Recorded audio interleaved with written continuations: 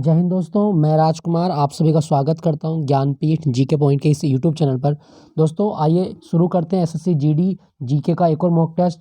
दोस्तों ये जो मॉक टेस्ट सीरीज़ है उसमें मॉक टेस्ट संख्या 51 है ये, तो ये आपके लिए बहुत बेनिफिशियल होगा। और आपसे एक रिक्वेस्ट है दोस्तों, ये जो सीरीज़ है अगर ये आपको अच्छी लगे तो एक लाइक तो बनेगा और प्लीज़ चैनल को सब्सक्राइब जरूर कर लीजिएगा। तो चलिए शुरू करते हैं पहले प्रश्न की ओर। 20 प्रश्न लेके आया हूँ इसमें जीएस के, बहुत कुछ जानने को मिलेगा। तो पहला प्रश्न क्या कहा गया है, पहला प्रश्न देखिए दोस्तों आपकी स्क्रीन पर। गराड़ी नृत्य की शैली किस राज्य में लोकप्रिय है? दोस्तों गराड़ी नृत्य कहाँ पर किया जाता है ये हमें बताना है। दोस्तों गराड़ी कहाँ का नृत्य है, तो इसका सही होगा ऑप्शन डी, पांडिचेरी का नृत्य है गराड़ी नृत्य। दोस्तों ये नृत्य इतना इंपॉर्टेंट क्यों है, देखो आपको याद रखना है, भगवान राम ने जब रावण का वध किया था तब उनकी वानर सेना द्वारा जो नृत्य किया गया था वो नृत्य था आपका गराड़ी।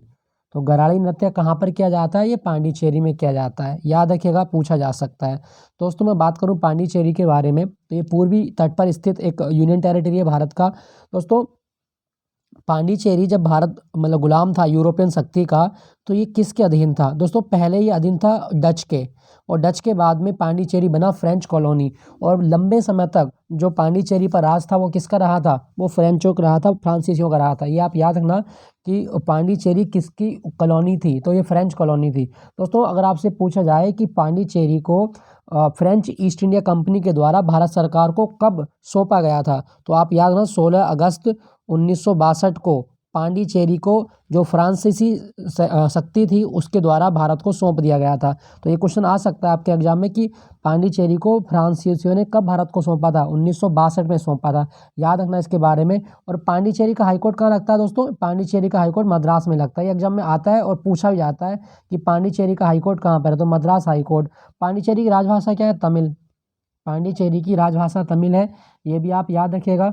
और दोस्तों पांडिचेरी के बारे में एक बिंदु और याद रखना है, पांडिचेरी का एक बीच है, इस बीच का नाम बताइए जिसको जीआई टैग मिला था, कोवलम, शायद कोवलम बीच है पांडिचेरी का, तो ये आप याद रखना कोवलम बीच। खैर मैं इसमें श्योर नहीं हूँ कोवलम ही है या और दूसरा है, चलो इसको आप मत लिखना। पांडिचेरी के बारे में इतना याद है ना, गराड़ी नृत्य कहाँ का है, पांडिचेरी का नृत्य है। पांडिचेरी की स्थापना किसने की थी, फ्रैंकोइस मार्टिन ने की थी। कभी क्वेश्चन आए कि पांडिचेरी का संस्थापक कौन था, फ्रैंकोइस मार्टिन। फ्रैंकोइस मार्टिन के द्वारा पांडिचेरी की स्थापना की गई थी। कब हुई थी, 1674 में, याद रखना इसके बारे में। अच्छा यहाँ पे बात करूँ महाराष्ट्र की, दोस्तों महाराष्ट्र का डांस याद रखना लावणी। महाराष्ट्र का डांस याद रखना कोली, कोली नृत्य है। महाराष्ट्र का डांस याद रखना लेजिम, लेजिम कहाँ का डांस है, महाराष्ट्र का। तमाशा कहाँ किया जाता है, महाराष्ट्र में किया जाता है तमाशा। धनगरी गाजा कहाँ का डांस है, महाराष्ट्र का ही डांस है धनगरी गाजा। तो ये सारे डांस आपको याद रखने महाराष्ट्र के डांस हैं, ठीक है दोस्तों। दोस्तों महाराष्ट्र में एक जिला है आपका नागपुर, नागपुर। और नागपुर में क्या है दोस्तों, नागपुर में भारत का केंद्रीय कपास अनुसंधान केंद्र है।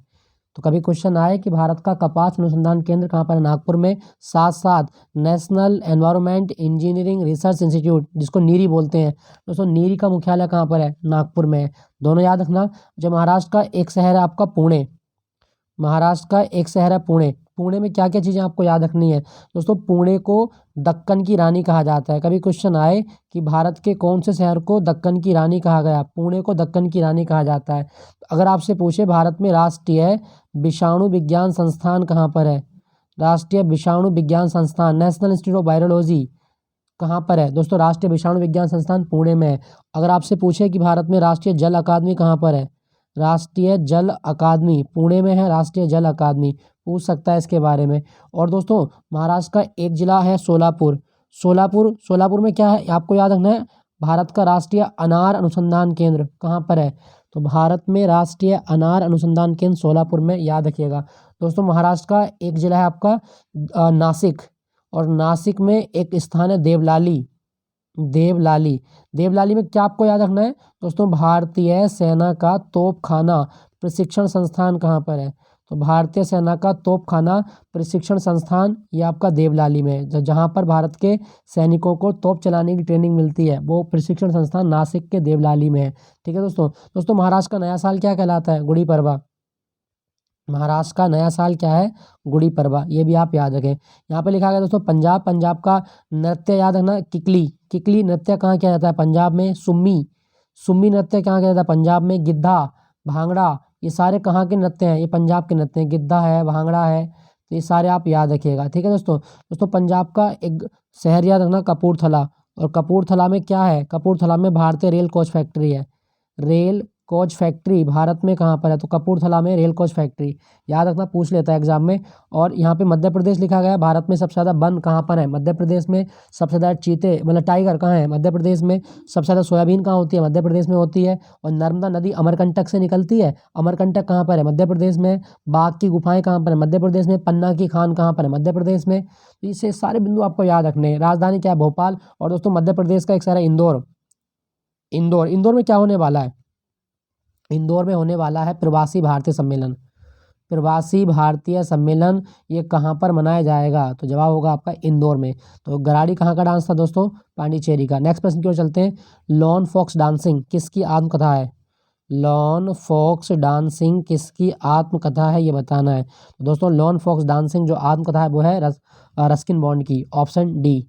रस्किन बॉन्ड की आत्मकथा है लॉन फॉक्स डांसिंग। ठीक है दोस्तों। दोस्तों यहाँ पे लिखा गया है खुशवंत सिंह, इनकी एक प्रसिद्ध किताब है ए ट्रेन टू पाकिस्तान, बहुत आती है एग्जाम में।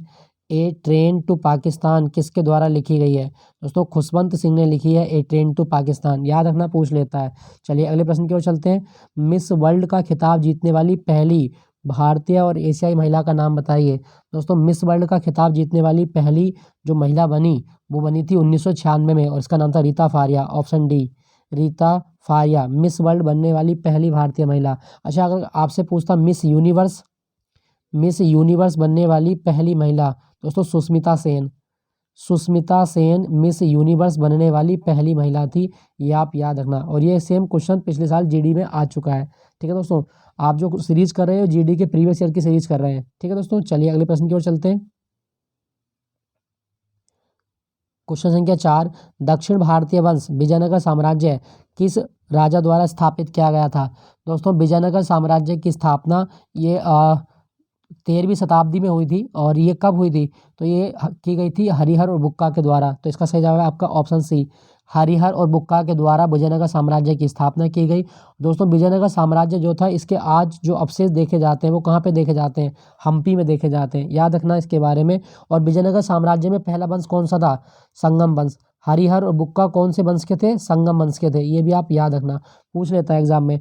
अच्छा दोस्तों यहाँ पे लिखा गया दंती दुर्ग, कभी क्वेश्चन आए कि राष्ट्रकूट वंश का संस्थापक कौन था, राष्ट्रकूट वंश का संस्थापक कौन था, दंती दुर्ग राष्ट्रकूट वंश का संस्थापक था, याद रखिएगा। नेक्स्ट प्रश्न की ओर चलते हैं। तो इसका सही जवाब क्या होगा, हरिहर, हरिहर प्रथम। निम्नलिखित में कौन सी नदी गंगा की सहायक नदी नहीं है, गंगा की सहायक नदी नहीं है पूछा है। तो याद रखिएगा दोस्तों यहाँ पे बेतवा, चंबल, भीमा, गोमती। तो हमें बताना कौन सी गंगा की सहायक नदी नहीं है। दोस्तों भीमा जो है ये कृष्णा की सहायक नदी है। ठीक है दोस्तों, तो इसका सही जवाब क्या होगा, भीमा जो है ये गंगा की सहायक नदी नहीं है। देखो वैसे इनडायरेक्टली मैं देखूं तो चंबल और बेतवा ये दोनों यमुना की सहायक हैं, और यमुना आके किस में मिल जाती है, गंगा में। तो इसको हम कह सकते हैं इन शॉर्ट मतलब अप्रत्यक्ष रूप से कह सकते हैं कि गंगा की सहायक नदी है। लेकिन भीमा, भीमा किसकी सहायक है, कृष्णा की सहायक है, ये आप याद रखना, कभी क्वेश्चन आए तो पूछ सकता है आपके एग्जाम में। भीमा नदी ये महाराष्ट्र से और कर्नाटक से होकर बहती है, ये भी आप याद रखें। गोमती नदी लिखा गया है लखनऊ, उत्तर प्रदेश की राजधानी, ये कौन सी नदी पर है, गोमती नदी पर। और गोमती नदी पीलीभीत में एक झील है, फुलहर झील, फुलहर झील से निकलती है। कभी क्वेश्चन आए कि गोमती नदी का उद्गम कहाँ से होता है, दोस्तों फुलहर झील से होता है। क्लियर, चलिए अगले प्रश्न की ओर। अच्छा यहाँ पे गंगा के बारे में एक बिंदु याद रखना, गंगा भारत की राष्ट्रीय नदी कब बनी थी, 2008 में। 2008 में राष्ट्रीय नदी का दर्जा दिया गया था गंगा को। और गंगा जो है इसकी लंबाई कितनी है, 25 किलोमीटर। दोस्तों गंगा कहाँ से बनती है, तो दोस्तों आपको याद रखना है एक नदी है अलकनंदा और एक नदी है भागीरथी, इन दोनों का संगम होता है देवप्रयाग में, और देवप्रयाग से बनती है गंगा। तो देवप्रयाग से गंगा का उद्गम होता है, दोनों आप याद रखें, जब अलकनंदा और भागीरथी नदी मिलती हैं। नेक्स्ट प्रश्न, एम द्रव्यमान और आर त्रिज्या वाले एक ठोस गोले का इसके केंद्र से गुजरने वाले अक्ष पर जड़त्व आघूर्ण कितना होगा। दोस्तों ये आपको केवल रटना है, और ये होगा कितना, 2mr² 2mr², ऑप्शन डी इसका सही जवाब है। केवल रटना है दोस्तों, आपको ऐसे याद रखिएगा। नेक्स्ट आपका निम्नलिखित में से कौन सा एक संवैधानिक निकाय है, कौन सा संवैधानिक निकाय है, कैग है, राज्य सूचना आयोग है, सतर्कता आयोग है, लोकायुक्त। तो दोस्तों इनमें जो संवैधानिक पद है वो है आपका कैग, नियंत्रक एवं महालेखा परीक्षक। ठीक है दोस्तों। कैग का आर्टिकल कौन सा है? आर्टिकल 148। आर्टिकल 148 में सीएजी के गठन का प्रावधान किया गया है, ये आप याद रखिएगा। चलिए दोस्तों, आपके लिए क्वेश्चन ये है, सीएजी, सीएजी की फुल फॉर्म क्या है?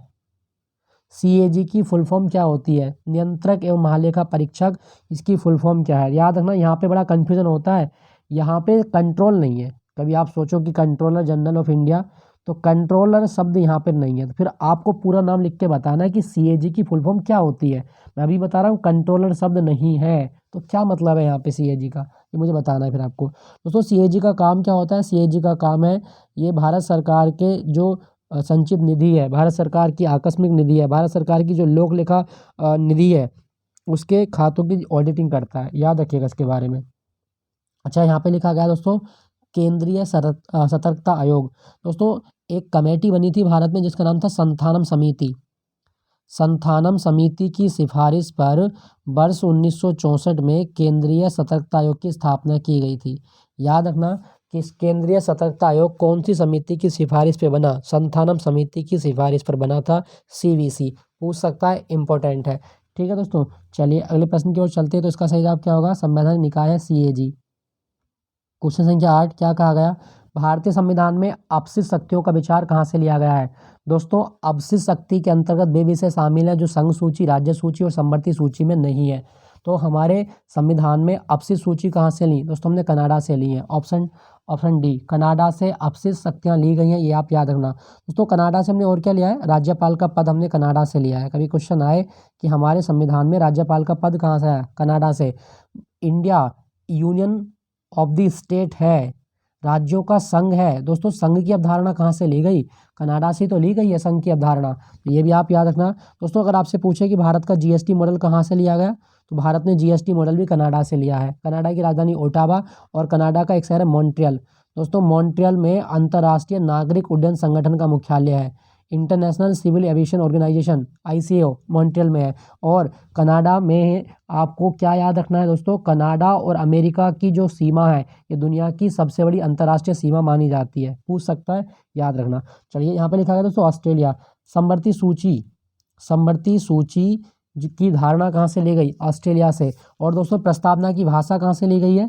प्रस्तावना की भाषा भी ऑस्ट्रेलिया के संविधान से ली गई है, ये भी आप याद रखना। प्रस्तावना का विचार अमेरिका से और प्रस्तावना की भाषा भाषा ऑस्ट्रेलिया से ली गई। ऑस्ट्रेलिया को प्यासी भूमि का देश, कंगारुओं की धरती, the land of golden fleece भी कहा जाता है, याद रखना इसके बारे में। और दोस्तों बड़ा इंपॉर्टेंट क्वेश्चन बनेगा आपके एग्जाम में कि भारत ने किस देश के साथ पहली बार फ्री ट्रेड एग्रीमेंट साइन किया है? मुक्त व्यापार समझौता ऑस्ट्रेलिया के साथ किया है, याद रखना इसके बारे में। और ऑस्ट्रेलिया में एक मरुस्थल याद रखना, तनामी, तनामी मरुस्थल। एक और याद रखना गिब्सन मरुस्थल, एक और याद रखना सिम्पसन मरुस्थल। ये सारे मरुस्थल कहाँ पर है? ऑस्ट्रेलिया में। दुनिया की सबसे बड़ी मूंगे की चट्टान ऑस्ट्रेलिया में, जिसका नाम है ग्रेट बैरियर रीफ, ये भी आप याद रखिएगा। तो ऑस्ट्रेलिया से हमने समवर्ती सूची धारणा याद रखना। और यूनाइटेड किंगडम, दोस्तों भारत में रिट, रिट का प्रावधान कहाँ से लिया गया? यूनाइटेड किंगडम से। संसदीय व्यवस्था हमने कहाँ से ली है? यूनाइटेड किंगडम से। एकल नागरिकता कहाँ से ली गई? यूनाइटेड किंगडम से एकल नागरिकता ली गई है, ये आप याद रखना।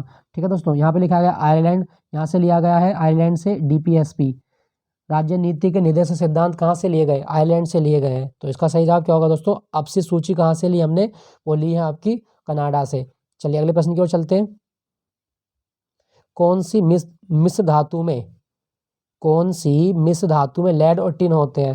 दोस्तों लेड और टिन, इसका बनता है टांका, जिसको बोलते हैं solder. Option D, option D जो होता है ये आपका बनता है टांका। तो और ये जो हमारे इलेक्ट्रिक सर्किट होते हैं ना, उसमें टांका लगाने का काम आता है सोल्डर। लेड, लेड का संकेत क्या होता है? पीबी, और टिन का क्या होता है? एसएन। तो लेड प्लस टिन का संकेत है आपका सोल्डर, याद रखना, पूछ सकता है आपके एग्जाम में। चलिए अगले प्रश्न की ओर चलते हैं। कौन सी पर्वत श्रेणी में दुनिया की दूसरी सबसे ऊंची चोटी K2 गॉडविन ऑस्टिन स्थित है? दोस्तों K2 गॉडविन ऑस्टिन ये जो मिलेगी वो आपको मिलेगी कराकोरम रेंज में।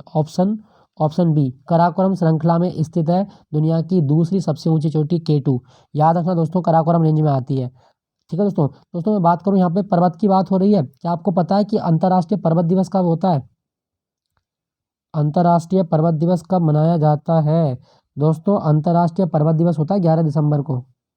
हर साल अंतर्राष्ट्रीय पर्वत दिवस 11 दिसंबर को मनाया जाता है। अगर आपसे पूछे कि ओरोलॉजी क्या है, दोस्तों पर्वतों का अध्ययन ओरोलॉजी कहलाता है। पर्वतों का अध्ययन क्या है? ओरोलॉजी पूछ सकता है, याद रखिएगा। तो इसका सही जवाब क्या होगा? K2 गॉडविन ऑस्टिन, ये कराकोरम रेंज में आती है। नेक्स्ट प्रश्न की ओर चलते हैं। लोक कला, नृत्य, संगीत और नाटक की वह शैली कौन सी है जो केरल में ओणम त्योहार के दौरान बाघ के शिकार की कहानी प्रस्तुत करती है? दोस्तों केरल का एक ऐसा डांस जिसमें टाइगर का रूप धारण किया जाता है, वो है आपका पुलिकली। ऑप्शन ए पुलिकली, याद रखिएगा दोस्तों। दोस्तों बात करूं केरल की, तो केरल के कई सारे डांस आपके एग्जाम में आते हैं। कथकली कहाँ का डांस है? केरल का डांस है कथकली। और मोहिनी अट्टम, मोहिनी अट्टम, और ये भी कहाँ का है? आपका केरल का। ठीक है दोस्तों। दोस्तों ये दोनों क्लासिकल हैं, यहाँ के शास्त्रीय नृत्य हैं केरल के ये। अच्छा आपसे पूछे थय्यम, दोस्तों ये आपके जीडी में आएगा, इस साल तो जरूर आना है। थय्यम काफ़ी न्यूज़ में रहता है थय्यम डांस, तो थय्यम कहाँ का है? केरल का डांस है। कैकोटिटकली, पुक्कली, कोलकली, मरगमकली, दोस्तों कली वाले जितने भी डांस होंगे ना, कली सारे आपको केरल के लगाने, आंख बंद करके केरल लगा देना कली अगर किसी डांस में मिले तो आपको। ठीक है दोस्तों। अच्छा केरल की बात करूँ दोस्तों, भारत में मसालों का बगीचा किसे कहा गया? केरल को कहा जाता है। द लैंड ऑफ आउन गॉड किसे कहा गया? द लैंड ऑफ आउन गॉड, तो ये कहा जाता है केरल को। और मैं एक चीज़ आपको और बता दूं दोस्तों, केरल का एक शहर है कोचीन, कोचीन को अरब सागर की रानी कहा जाता है। अरब सागर की रानी किसे कहा गया? कोचीन को ही तो कहा जाता है अरब सागर की रानी। और कोचीन में वास्को डी गामा की कब्र भी है। अभी क्वेश्चन आया कि वास्को डी गामा की कब्र कहाँ पर है? दोस्तों कोचीन में है। दोस्तों केरल का एक शहर आपको और याद है ना, कासरगोड। कासरगोड, कासरगोड में क्या है? दोस्तों भारत का नारियल अनुसंधान केंद्र कहाँ पर है? कासरगोड में ही तो है। नारियल अनुसंधान केंद्र कासरगोड में। भारत में सबसे ज़्यादा प्राकृतिक रबर कहाँ होती है? केरल में। मोनाजाइट, मोनाजाइट जो थोरियम का अयस्क है, इसके भंडार कहाँ मिलेंगे? केरल में, ये भी आप याद रखना। और दोस्तों केरल में बल्लम कल्ली भी होती है। बल्लम कल्ली एक क्या होती है? बल्लम कल्ली नौका दौड़ होती है, वेम्बनाड झील में होती है। साइलेंट वैली नेशनल पार्क कहाँ पर है? केरल में। तो ये सारे बिंदु आपको याद रखने। ओणम त्योहार के अवसर पर पुक्कली होता है केरल में। नेक्स्ट प्रश्न, कौन सी मांसपेशी कनपटी को हड्डी से जोड़ती है? कौन सी मांसपेशी कनपटी को हड्डी कनपटी की हड्डी को जबड़े से जोड़ती है? अच्छा ये बताना, जबड़े से जोड़ने वाली मांसपेशी तो वो होती है मैसेटर। ऑप्शन बी, मैसेटर मांसपेशी कनपटी की हड्डी को जबड़े से जोड़ती है। दोस्तों आपने कभी देखा होगा, जब मान लो हमने कान में कभी दवाई डाली और कान के रास्ते वो मुंह में आ जाती है, किसके द्वारा आती है? वो मैसेटर के द्वारा आती है, ये आप याद रखना। दोस्तों अगर मैं आपसे पूछूं कि मानव में कितनी मांसपेशी होती हैं, तो एक वयस्क मानव में 639 मांसपेशी होती हैं, याद रखना, पूछ सकता है। 639 मांसपेशी। हड्डी कितनी होती हैं? तो एक वयस्क में होती हैं आपकी 206, 206। ठीक है दोस्तों। दोस्तों अगर आपसे पूछा जाए कभी कि मानव के चेहरे में, फेस में कितनी हड्डी होती है, क्या बताओगे आप? दोस्तों आपने अगर गाना सुना होगा ना, एक गाना है चौदहवीं का चांद हो या आफ्ताब हो, सुना था कभी? चौदहवीं का चांद क्यों कहा गया चेहरे को चौदहवीं का चांद? दोस्तों चेहरे में हड्डी 14 होती है, इसलिए कहा जाता है। तो अभी क्लियर हो गया, अब आप नहीं भूलोगे कभी भी। कभी क्वेश्चन आया कि मानव के फेस में कितनी हड्डियां होती हैं? 14 होती हैं। खैर क्वेश्चन पे आता हूँ। तो मांसपेशी कितनी होती है? 639। दोस्तों अगर आपसे पूछे कि मांसपेशी में कौन से दो प्रोटीन है जो मसल कॉन्ट्रैक्शन करते हैं, तो एक एक्टिन और मायोसिन, दो ऐसे प्रोटीन है जो मसल कॉन्ट्रैक्शन के लिए उत्तरदायी होते हैं, एक्टिन और मायोसिन। ठीक है दोस्तों। तो इसका सही जवाब क्या होगा? मैसेटर। Option B. अगले प्रश्न की ओर।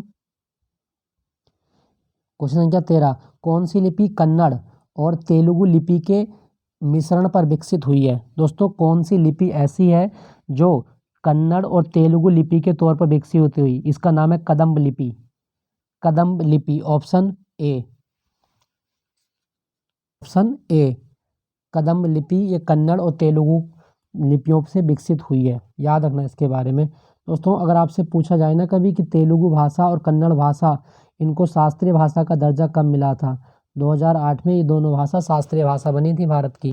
दोनों आपसे पूछी जाती हैं, याद रखिएगा। चलिए अगले प्रश्न की ओर चलते हैं। निम्नलिखित में से कौन सी ब्रिटिश भारत में नील की खेती से संबंधित एक प्रणाली थी?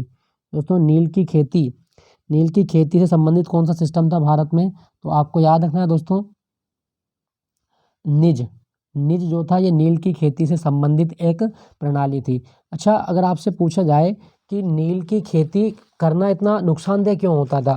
दोस्तों नील की खेती से नुकसान ये था कि एक बार नील की खेती अगर आपने कर ली, एक दो बार कर ली, तो उससे हमारी ज़मीन की जो उपजाऊ शक्ति थी वो खत्म हो जाती थी। अब जब उपजाऊ शक्ति खत्म हो गई तो उसमें कुछ होगा नहीं पैदा, जब पैदा नहीं होगा तो किसानों की भूमि बंजर हो जाती थी, इससे ये नुकसान होता था। ठीक है दोस्तों, तो निज जो था ये क्या होते थे दोस्तों, निज बोलते थे हम साहूकार को, या जो भूमि का मालिक है, जो बागान का मालिक है, वो क्या है आपका, वो निज कहलाता था। ठीक है दोस्तों, तो नील की खेती आप याद रखिएगा। दोस्तों अगर आपसे पूछे कि नील की खेती पर एक नाटक लिखा गया नील दर्पण, किसने लिखा था, दीन बंधु मित्रा ने। दीन बंधु मित्रा के द्वारा नील की खेती करने वालों के संदर्भ में एक नाटक लिखा गया नील दर्पण, याद रखना, इसका पूछ सकता है एग्जाम में। चलिए अगले प्रश्न की ओर चलते हैं। पौधों के विभिन्न पहलुओं के वैज्ञानिक अध्ययन को क्या कहा जाता है।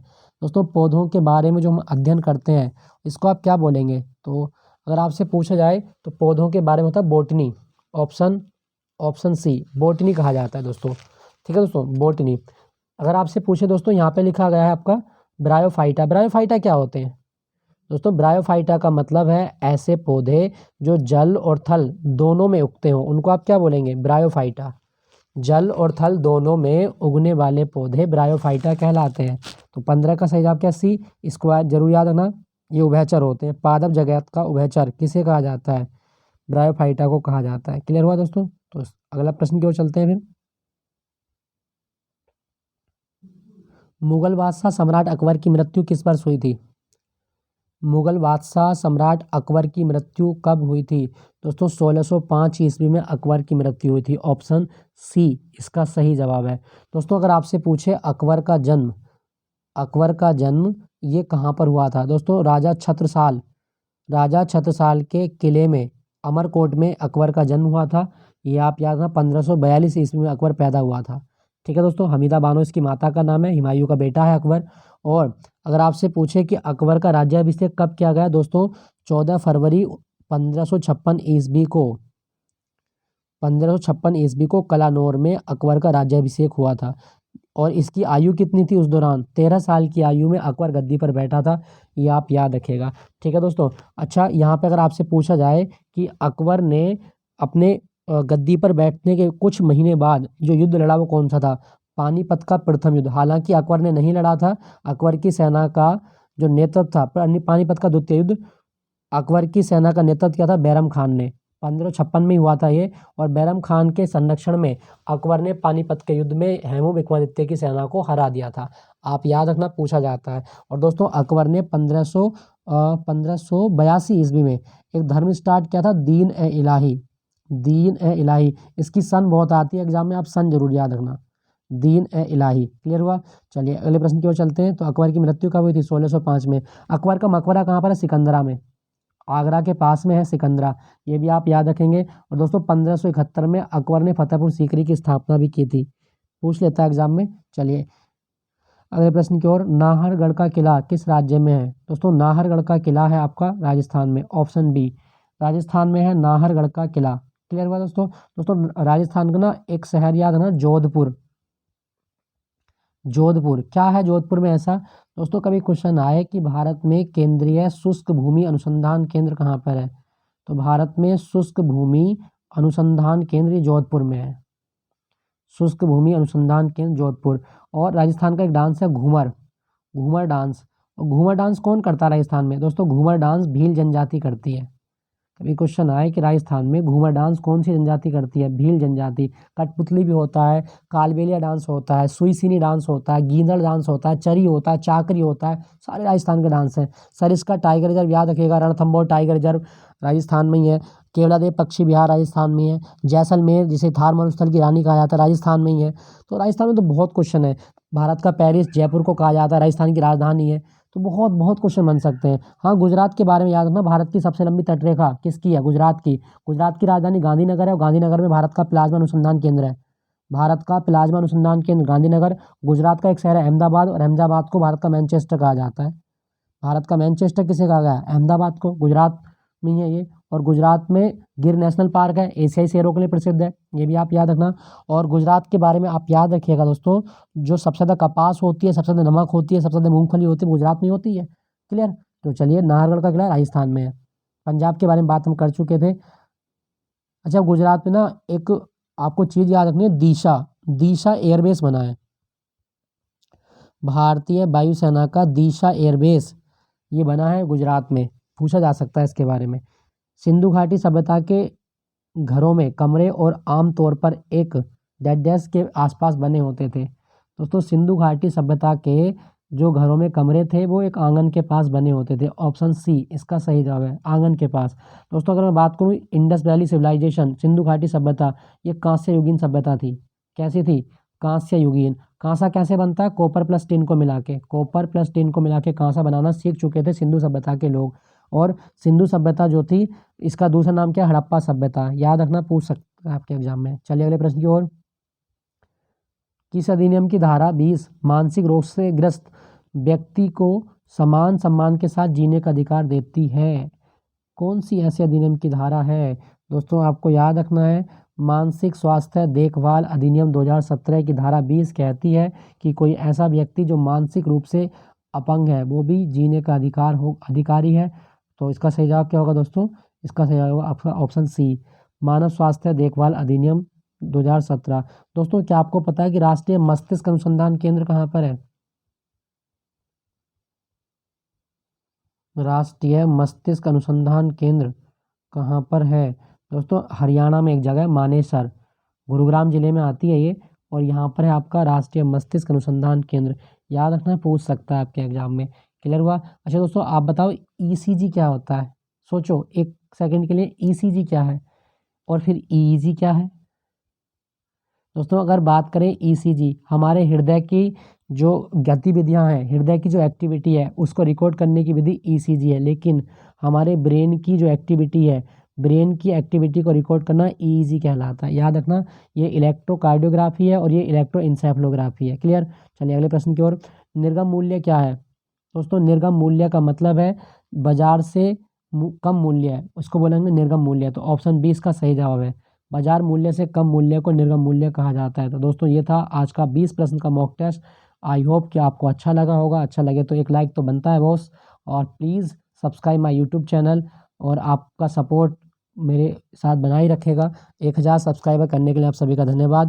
दोस्तों जल्दी मिलूंगा अगले मॉक टेस्ट के साथ, एसएससी सीजीएल के मॉक टेस्ट के साथ में। तब तक अपना ख्याल रखिएगा, अपनी तैयारी करते रहेगा। तो मिलता हूँ दोस्तों। Thank you for watching Gyanpeeth ji के पॉइंट।